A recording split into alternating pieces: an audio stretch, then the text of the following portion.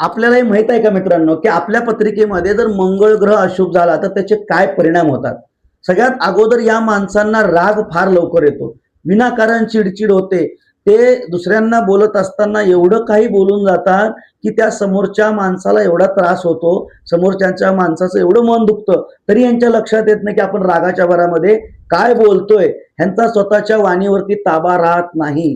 मित्रांनो, खराब झालेला पत्रिकेतला मंगळ या लोकांच्या वैवाहिक जीवनामध्ये प्रचंड अडचणी निर्माण होतात. सतत पती पत्नीमध्ये वादविवाद होणे, गैरसमज होणे, मंगळामुळे मनुष्याचं आरोग्य सुद्धा बिघडतं, रक्ताच्या रिलेटेड काही ना काही रोग उद्भवतात. अशा मंगळाचा आपण काय उपाय करायचा आहे, तर दर शनिवारी हनुमंताच्या मंदिरामध्ये जायचं, हनुमंताचा ओम हनुमंताय नमः असा जप करा, मसुरीची डाळ अर्पण करा, जास्तीत जास्त व्यायाम करा आणि आपल्याला हा व्हिडिओ आवडला असेल तर जास्तीत जास्त लोकांपर्यंत आपण हा शेअर करा. पुढच्या व्हिडिओमध्ये आपण शनी महाराजांबद्दल माहिती घेऊ.